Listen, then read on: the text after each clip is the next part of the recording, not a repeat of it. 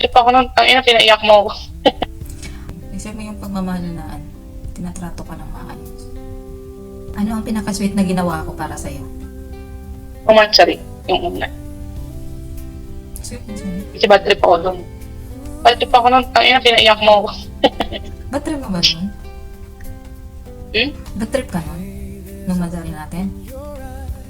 Di ba yun yung sabi ko na ano ko? Ano ba yung O parang irritable ka? irritable yan? Sabi ko parang, ang irritable ko ngayon.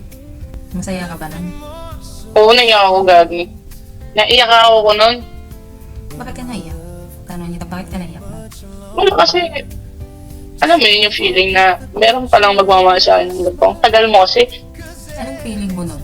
parang na-special ko naman. Special sa Edgar. Hindi, pero seryoso ako.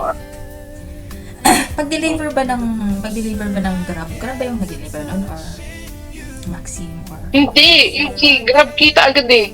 Yung sa flower shop siguro mismo. So, I mean, nakikita mo agad pag ano ng... Ang kita ko agad yung cake. Sabi ko na, ba't may cake?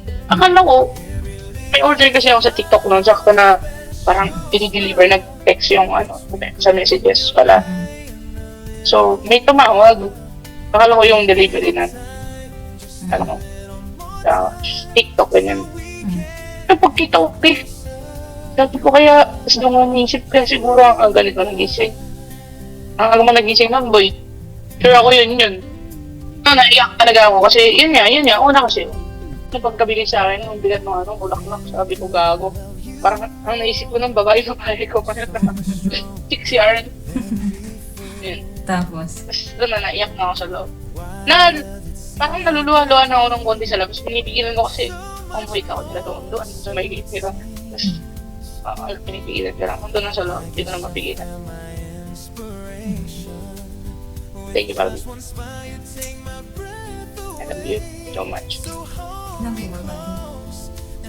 Isip mo yun. Isip mo yung pagmamahal na tinatrato ka ng maayos. Siyempre ganun din. Maayos din yung pagtrato mo sa akin. Enough ba na ganun lang? Sa'yo? O nabibigyan mo ako ng peace of mind. That's more than enough. Okay po.